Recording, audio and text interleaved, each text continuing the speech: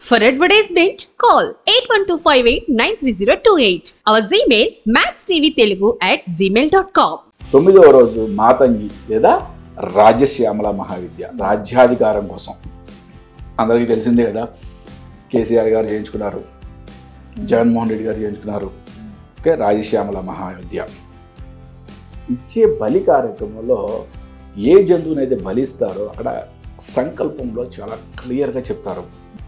ఆ యొక్క ఆత్మకి ఉన్నత స్థితి కలిగించమని మంత్రంతో వాళ్ళు చెప్పడం జరుగుతుంది వేద పండితులు. జనరల్ కనిపించే విధానం వేరు, మనకి అక్కడ జరిగే వేదంలో చెప్పిన క్రతువు వేరు. మ్యాక్స్ టీవీ భక్తి ప్రేక్షకులకు నమస్కారం. ఈరోజు మనతో పాటు ఉన్నారు వాస్తు జ్యోతిష సంఖ్యాశాస్త్ర నిపుణులు, మహాగౌరి ఉపాసకులు దింటకుత్తి మురళీకృష్ణ గారు. నమస్కారం గురుగారు. నమస్తే అమ్మ. హరి ఓం శివం. గురుగారు ఎలా ఉన్నారు? చాలా బాగున్నదండి. గురుగారు, మీరు చేస్తున్న దశమహాయజ్ఞం యొక్క విశిష్టత తెలియజేస్తారా? దశమహావిద్య మహాయాగం ఇది అష్టాదశ శక్తి పీఠాల్లో అత్యంత శక్తివంతమైన కామాఖ్య మందిర ప్రాంగణంలో మనం చేస్తున్నాము. జూలై 6వ తారీఖు నుంచి జూలై 15వ తారీఖు వరకు. ఓకే, ఈ యొక్క పూర్తి వివరాలు మీకు పాంప్లెట్ డిస్ప్లే చేస్తాను. మొత్తం అన్ని డీటెయిల్స్ చూడండి ఒకసారి. తప్పకుండా. మనకి ఈ 10 రోజుల పాటు మొదటి రోజు కాళీ మహావిద్య ఉపాసన. మనకి ఎటువంటి నెగిటివ్ ఎనర్జీ ఉన్నా కూడా డిస్ట్రాయ్ చేయడానికి. రెండవ రోజు తారా మహావిద్య, వాక్శుద్ధికి, మన యొక్క ఎనిమీస్ని నల్లిఫై చేయడానికి చాలా అత్యంత శక్తివంతమైన మహావిద్య. మూడవది త్రిపుర సుందరి అంటే షోడశి. ఇది మనకి సామాన్యంగా ఎటువంటి కోరికలు ఉన్నా కూడా తీర్చే శక్తివంతమైన మహావిద్య. 4వ రోజు భువనేశ్వరి మహావిద్య, రాజ్యాధికారం కోసం చేసుకునేది. 5వ రోజు త్రిపుర భైరవి మహావిద్య, మనకి అంటే వశీకరణ, ఒక మాసెస్ని అట్రాక్ట్ చేయడం అంటాం కదా.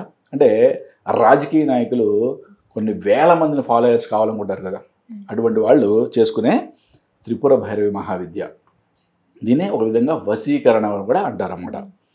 ఓకే, వశీకరణ అంటే తంత్రశాస్త్రంలో ఒక ప్రయోగం మాత్రమే, దాన్ని క్షుద్ర పూజలుగా అనుకోవద్దు. ఓకే, క్షుద్ర పూజలు అంటూ ఎక్కడ కూడా తంత్రశాస్త్రంలో ఎక్కడా లేదు. ఓకే, మరీ చెప్తున్నాను, ఆ కన్ఫ్యూజన్ ఎవరు పెట్టుకోవద్దు. మనం చేసే పూజ యొక్క సంకల్పం మంచి కోసం అయితే మంచిది, అంతే. మన చెడు కోసం ఒక సంకల్పించుకొని చేస్తే అది క్షుద్రమైన కోరికలతో చేసే క్షుద్ర పూజ, అంతేగాని శాస్త్రంలో ఎక్కడ కూడా క్షుద్ర పూజలు అంటూ ఉండవు. ఓకే, 6వ రోజు చిన్నమస్తా మహావిద్య, మన పాస్ట్ లైఫ్ అంటే పూర్వజన్మ సుకృతం అంటాం కదా, ఆ పాపాలన్నీ తొలగిపోవడానికి. 7వ రోజు ధూమావతి మహావిద్య, ఎటువంటి దీర్ఘకాలిక రోగాలున్నా కూడా సమస్య పోతాయని చెప్తారన్నమాట. 8వ రోజు బగళాముఖి మహావిద్య, కోర్టు కేసుల నుంచి మన యొక్క శత్రువు యొక్క వాక్ స్తంభన కోసం వీళ్ళు ఈ యొక్క మహావిద్యను చేసుకుంటారు. 9వ రోజు మాతంగి లేదా రాజశ్యామల మహావిద్య, రాజ్యాధికారం కోసం అందరికీ తెలిసిందే కదా. కేసీఆర్ గారు చేయించుకున్నారు, జగన్మోహన్ రెడ్డి గారు చేయించుకున్నారు. ఓకే, రాజశ్యామల మహావిద్య. చివరి రోజు 10వ రోజు కమలాత్మిక మహావిద్య, లక్ష్మీ కటాక్షం కోసం. ఈరోజే ఆ 10వ రోజే అంటే 15 జూలై నాడే మహాపూర్ణాహుతి ఉంటుంది.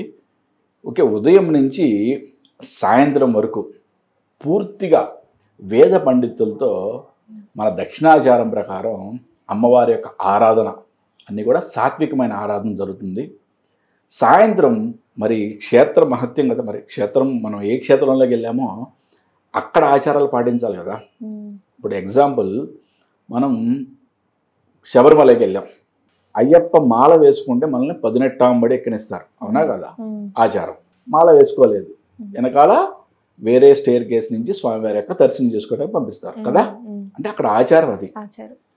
మనం ఇక్కడ ఆచారం ఏంటి? తంత్ర సాధన ఆచారం. అమ్మవారు ప్రీతి చెందేది అక్కడ వామాచార కౌళాచార పద్ధతుల్లో చేస్తేనే అక్కడ అమ్మవారు ప్రీతి చెందుతుంది. కాబట్టి అక్కడ మనం సాయంత్రం నుంచి వామాచార పద్ధతిలో, పంచమకార పద్ధతుల్లో బలి కార్యక్రమాలు కూడా ఉంటాయి. ప్రతిరోజు కూడా సాయంత్రం పూట ప్రతిరోజు ఆ అనుష్ఠాన దేవతకు సంబంధించిన కార్యక్రమాలన్నీ కూడా వామాచార కౌలాచార పద్ధతులు అక్కడ ఎటువంటి ఆచారాలు ఉన్నాయో ఆ ఆచారం ప్రకారం కూడా అక్కడ అమ్మవారి యొక్క ఆరాధన జరుగుతుంది. గురుగారు, ఇలా అమ్మవారికి యాగాలు ఇలా పూజలు చేసేటప్పుడు బలిస్తూ ఉంటారు చాలా మంది. ఇది ఎంతవరకు న్యాయం గురుగారు? ఓకే, అంటే వేదంలోనే చెప్పబడింది. ఇక్కడ ఒక బలి అనగానే ఒక జంతు బలి అంటే మనం ఒక ఆస్పెక్ట్లో చూస్తాం. ఓకే, ఇప్పుడు దేవతామూర్తులు అక్కడ చేసే ఆచారం చాలా ఇంపార్టెంట్. ఏ ఆచారంలో చేస్తున్నాము? ఓకే, మనకి ఇంతకుముందు స్వామి ఆదిశంకరాచార్యుల వారు ఆయన యొక్క ముందు అంతా కూడా కాంచీపురంలో మధుర మీనాక్షి టెంపుల్ అన్నీ కూడా ఉగ్రదేవతా స్వరూపాలు. అక్కడ ప్రతిరోజు బలి కార్యక్రమాలు జరిగేవి. ఓకే, స్వామివారు అమ్మవారిని శాంతపరిచి ఆ రౌద్ర రూపానంతా కూడా శ్రీచక్రంలో నిగుణీకృతం చేసి ఆయన అక్కడ స్వామివారు శ్రీచక్ర స్థాపన చేసిన తర్వాత అమ్మవారు శాంత స్వరూపం అయ్యారని చెప్పి మనకి స్థల పురాణంలో చెప్పబడింది క్లియర్గా. ఇక్కడ మొత్తం స్వామివారు అక్కడ ఉన్న ఆచారాలని కంప్లీట్గా మార్చేసి దక్షిణాచారంలోకి మార్చేశారు. కానీ ఇప్పుడు కామాఖ్య దేవాలయంలో అక్కడ జరిగే పూజలు వామాచార కౌలాచార పద్ధతుల్లో మాత్రమే జరుగుతాయి కాబట్టి అక్కడ ఆచారం పాటించాలి. ఒకటి ఫస్ట్. రెండోది ఏంటంటే ఇచ్చే బలి కార్యక్రమంలో ఏ జంతువునైతే బలిస్తారో అక్కడ సంకల్పంలో చాలా క్లియర్గా చెప్తారు. అమ్మవారికి ఈ బలి కార్యక్రమం చేస్తున్నాం కదా, ఈ జీవిని ఉన్నతమైన జీవితం ప్రసాదించు తల్లి అని. అంటే ఒక జంతువుగా పుట్టింది కానీ ఇంకా ఉన్నతమైందంటే మానవ జన్మను ప్రసాదించమని కదా. మనం మానవ జన్మ ఎత్తాం. మనం మన యొక్క డెస్టినీ ఏమై ఉండాలి? మోక్షమై ఉండాలి కదా. మనం మోక్ష మార్గం ఎవరైనా ఎదుగుతున్నామా? మనకు అన్ని కోరికలు కామ్యాలు అటు పరిగెత్తుదాం ఇటు పరిగెత్తుదాం అది సంపాదిద్దాం ఇది తప్పితే మోక్ష మార్గం లేదు. మోక్ష మార్గం లేకుండా తప్పులు చేస్తే ఏమవుతుంది? మళ్ళీ మనం వెనక్కే పడిపోతాం. అంటే మళ్ళీ ఏ జంతువులాగానో పుడతాం. ఇదే శాస్త్రం చెప్పబడింది. మరి ఆ జంతువుని బలి ఇచ్చేటప్పుడు అక్కడ సంకల్పంలో చాలా అద్భుతంగా ఆ యొక్క ఆత్మకి ఉన్నత స్థితి కలిగించమని మంత్రంతో వాళ్ళు చెప్పడం జరుగుతుంది వేద పండితులు. ఓకే, ఇది జనరల్ కనిపించే విధానం వేరు, మనకి అక్కడ జరిగే వేదంలో చెప్పిన క్రతువు వేరు. ఓకే, అది అర్థం చేసుకుంటే దాని యొక్క అర్థమవుతుంది. రెండోది ఏంటంటే అక్కడ జరిగే ఆచారాలు మనం అక్కడ ఎటువంటి ఆచారాలు కూడా అక్కడ మారలేదు కాబట్టి ఇక్కడ స్వామివారు మనకి ఆదిశంకరాచార్యుల వారు ఉన్న ఆచారాలను మార్చి దక్షిణాచార పద్ధతిలో చేసుకునే విధంగా ఇక్కడ ఏర్పాట్లు చేశారు. కానీ అక్కడ ఎలా అయితే తంత్రశాస్త్రం ప్రకారమే అక్కడ ఇప్పటికీ ఆచారాలు నడుస్తున్నాయి కాబట్టి అక్కడ ఆచార వ్యవహారాల్ని మనం కట్టుబడి ఉండాలి. వాటికి మనం నిబద్ధులై అక్కడ ఉన్న ఆచారాల ప్రకారం అమ్మవారిని ఆరాధించాలి. గురుగారు, అక్కడికి వెళ్ళలేని వాళ్ళ పరిస్థితి ఏంటి గురుగారు? అంటే ఇది ఈ యొక్క మహాయాగంలో లైవ్ టెలికాస్ట్ కూడా పెట్టే ఛాన్స్ చూస్తాము. లైవ్ టెలికాస్ట్లో చూసుకోవచ్చు. ఓకే, ఈ లోకక్షేమం కోసం ఎటువంటి కామ్యం కోసం చేసేది కాదు, లోకక్షేమార్థం చేసే ఒక అద్భుతమైన మహాయాగం ఇది. చూసిన ఓకే, అక్కడ సేవ చేసిన అక్కడ పాల్గొన్న అద్భుతమైన మీకు అద్భుతమైన ఫలితం కలుగుతుంది. దాంట్లో ఎటువంటి సందేహం వద్దు. అంటే ఎప్పటి నుంచో మేము వామాచార పద్ధతిలో కౌలాచార పద్ధతిలో ఏదో పూజ చేయించుకోవాలనుకుంటున్నాము అనుకునే వాళ్ళు నా నెంబర్కి సంప్రదించండి, మీకు వివరాలు చెప్తాను. ఓకే, గోత్రనామాలతో చేయించుకునే వాళ్ళు కూడా ఎవరన్నా మేము రాలేమండి అట్లా చేయించుకున్నామంటే అలా కూడా మీరు ఆ వివరాలు నేను చెప్తాను. ఆ వివరాల ప్రకారం మీరు ఫాలో అవ్వండి. అసలు మేము ఎటువంటి రూపాయి ఇవ్వలేము.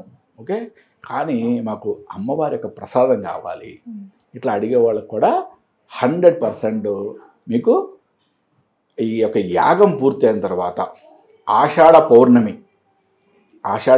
రోజు Manikanta Puja store, vegetable market road, Shapur Nagar, జీడిమెట్లలో అమ్మవారి యొక్క యాగ భస్మాన్ని, అమ్మవారి యొక్క రక్షణ కంకణాన్ని ఇవన్నీ కూడా ప్రసాదంగా స్వయంగా నా చేతులతో నేను ఇవ్వడం జరుగుతుంది. ఓకే, అంటే దీనికి ఎటువంటి రుసుము కట్టాల్సిన అవసరం లేదు. ఓకే, అంటే మా దగ్గర ఏం డబ్బులు లేదు సార్, కానీ మాకు అమ్మవారి యొక్క ప్రసాదం కావాలనుకునే వాళ్ళు 100% ఈ యొక్క అద్భుతమైన అవకాశాన్ని వినియోగించుకోండి. ఓకే, అమ్మవారి యొక్క రక్షణ కంకణము రెండోది అమ్మవారి యొక్క దశ మహావిద్య యొక్క విభూది భస్మము ప్రసాదంగా ఇవ్వబడుతుంది. ఆ ఒక్కరోజు పౌర్ణమి రోజు మాత్రం నేను స్వయంగా ఇస్తా. ఆ తర్వాత కూడా ఒక 10 days వరకు కూడా అక్కడ ఆ ప్రసాదం అవైలబుల్ ఉంటుంది. ఇంకా దీని గురించి ఎవరు కాల్స్ చేయొద్దు, డైరెక్ట్గా అక్కడ మీరు గూగుల్ మ్యాప్స్ చూస్తే లొకేషన్ కనబడితే అక్కడికి వచ్చి మీరు తీసుకోవచ్చు. ఎగ్జాక్ట్లీ ఆషాఢ మాసం పౌర్ణమి. ధన్యవాదాలు గురుగారు. నమస్తే. హరి ఓం శివ.